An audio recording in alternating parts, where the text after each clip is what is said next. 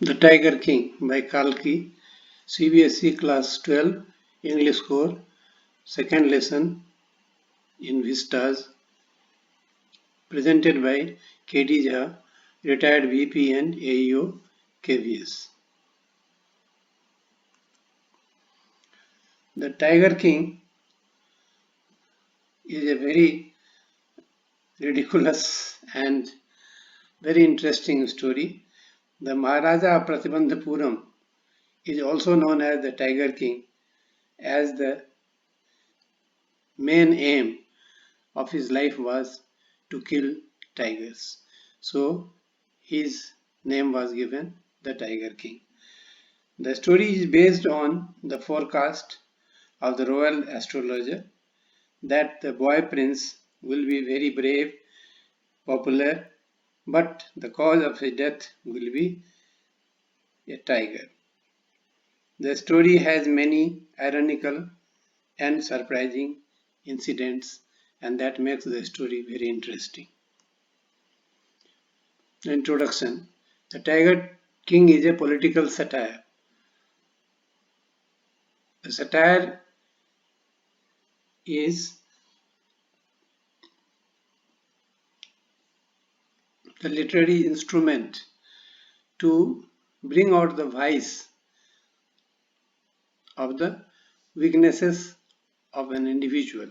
So literary political satire here means the how political persons, the king or one who has the responsibility, they become ridiculous, and in order to correct such people, the satire is used. Therefore, the Tiger King is a political satire. The story highlights how the rich and powerful people misuse their position and power to fulfill their comic ambition. Comic ambition because the purpose, now you will laugh and you will come to know the story. You will laugh that how the aim of a king, the aim of the king will be, ambition of the king will be just to kill tigers to safeguard his life without having any worry, any responsibility towards his subject, the citizen of his country. The story also depicts the callous attitude of the people towards the animal. Killing hundreds of tigers is not a joke. It is a very inhuman activity on part of the royal animal, the tiger. The king represents a ridiculous personality of a king, a Maharaja. The students are advised to read the textbook with a pencil in their hand, then underline some key points, expressions, etc., and make out their own notes. I have tried through these lessons, what I am presenting in this lesson also, all the key concepts of the story has been taken out, which promotes note-making ability of students, which will help them in all subjects of their studies, in whether they are student of science or humanities or commerce. And this has been tested. For several years I have practiced through these lessons, and many subject teachers have acclaimed that they have given credit to me that this type of presentation prepared and given to student has helped them in securing very high percentage of marks in almost all the subjects. So it is sincere advice that students should learn this art of note taking. Now, main character of the story, Maharaja Pratimbhapuram.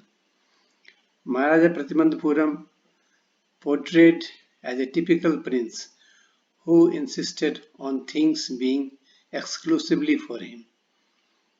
He was conscious of his status. He was very extravagant. He wanted to fulfill his ambition, the dream, anyhow, by hook or crook. He never considered the money or anything in between. Did not have a balanced approach of life. He was self-centered and his personal protection was more important. Now Soviet persistence over his decision. Vow. Here he has taken a vow in his childhood that he would kill hundreds of tigers, and therefore to complete the 100 tiger, to kill 100 tiger, he had the persistence, desire, continuous attempt of his life for that. War daring to the extent of staking his kingdom in order to fulfill his vow. One time British officer came and his position or his kingdom was endangered, but he used trick and came out of with ambition of killing the tiger, but he did not allow others to kill. Was not a man of ethics and values. Got the title of Satyagraha Samahari. Satyagraha Samahari means the person who has killed 100 tigers. Marriage was a business proposition for him. When he was not able to complete the ambition of killing 100 tigers, he was in search of a princess who would have a large number of tigers in her family forest. Killing so many tigers was justified in the name of defense tactics. Did not pay the shopkeeper and loved to receive gifts. A king who was affluent, who was all wealthy, used to take the free gift from poor shopkeepers. He was such a kind of man. Now, the background of the story, Maharaja Pratimbhapuram's childhood. 10 days after his birth, an astrologer predicted that he would die one day. In a miraculous situation, the 10-day-old prince insisted to know about the manner of his death. Now see the irony. The 10-day-old child speaks, which is very surprising, and it is not to be believed in general condition. And the boy tells that those who are born will die. So what is special in it? The chief astrologer then informed that since the prince was born under the hour of bull, death would come through tiger. The information did not worry Prince, who declared a crusade against the tiger. The prince argued that when he will grow, he will kill the tiger. And when he became young, he killed the first tiger and then called the royal astrologer. The astrologer told him that he may kill 99 tigers, but the 100th tiger, he should be safe from the 100th tiger, because even if he kills 99 tigers, the 100th tiger might kill him. The king was brought up in the royal style. Everything was brought from London: nanny, food, milk, tutor, and entertainment. The common man continued to talk about the challenge or the threat facing the prince, as per the forecast made by the astrologer. Prince grew up and took over the reign of his kingdom. After killing the first tiger, he challenged the astrologer, who told him that the threat was from the 100th tiger. Now, he was worried about all, so he banned everybody from killing tigers and imposed heavy penalty if anybody disobeyed him, that is, if anybody tried to kill a tiger in his kingdom. Many times he risked his life to fulfill his vow to kill 100 tigers. His sole aim of life was to kill 100 tigers. In fact, he also risked his throne by not allowing a British officer to hunt for tigers. A British officer came and he wanted to hunt the tiger. He didn't allow. Later on, the British officer said that let him take snaps, photographs before the dead tiger. He didn't allow that also. Now the officer was very angry. Then he bought some solution. He got off this situation only by spending a huge amount of rupees 3 lakh to placate the officer. His wife suggested that he should send some gift to the British officer. He sent 50 rings, very valuable.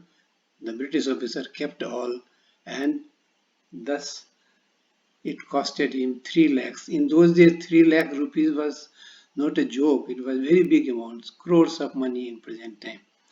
But he said, oh, it was a cheap bargain. He didn't bother. That means a person should have thought that his responsibility toward his subject people is more important, but he gave more importance to his own safety by not allowing the British officer to kill tiger so that he may get one less tiger for him. So tiger's population started depleting by this massive hunting spree. He had to resort to marriage to a princess whose estate would have plenty of tigers.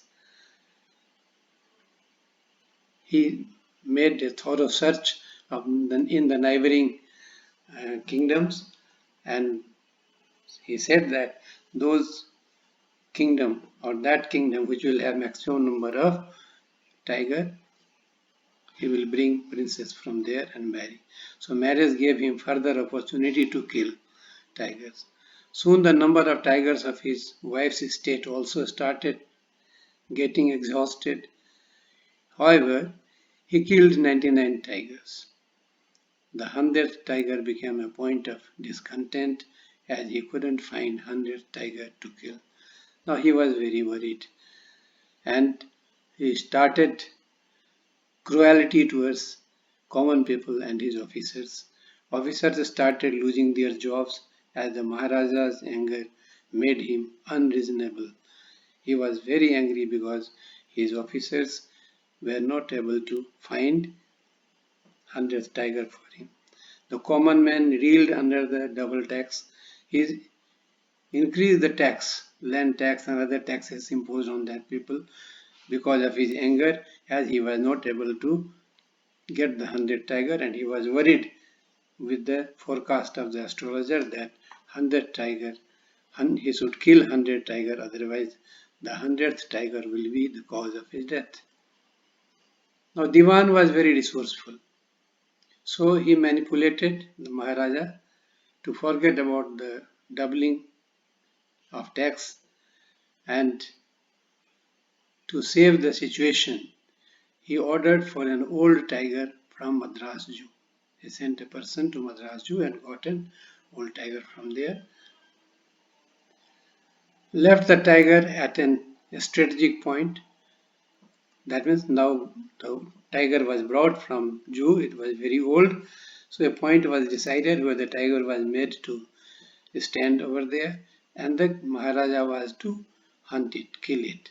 So left the tiger at a strategic point so as to allow the Maharaja to have an easy access to the tiger so that he should complete the 100th tiger, killing of 100 tiger. The king shot at the tiger. It fell down due to the loud sound of the gun, as it was very old. In fact, the king had missed his shot. He was not able to kill it. But because of the loud sound of the gun, the tiger fell down, as it was very, very old. The Diwan chose to keep quiet to save everyone from the bother of waiting for the king to kill the 100th tiger.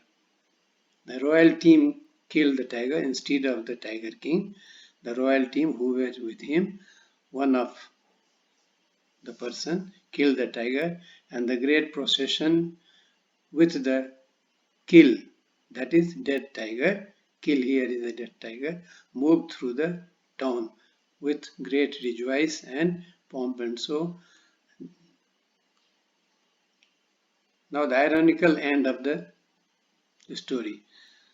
In the beginning only I told you that the story is full of surprises and ironical instance. First was that the 10-day-old boy can't speak, but the baby prince spoke. That was also ironical. Then instead of saving his land, his people, for security, he saved the chance of killing tiger. He spent a lot. Now see the ending. The prediction was that the king would be killed by the 100 tiger. The king, under the impression that he had fulfilled his vow of killing 100 tiger, became careless.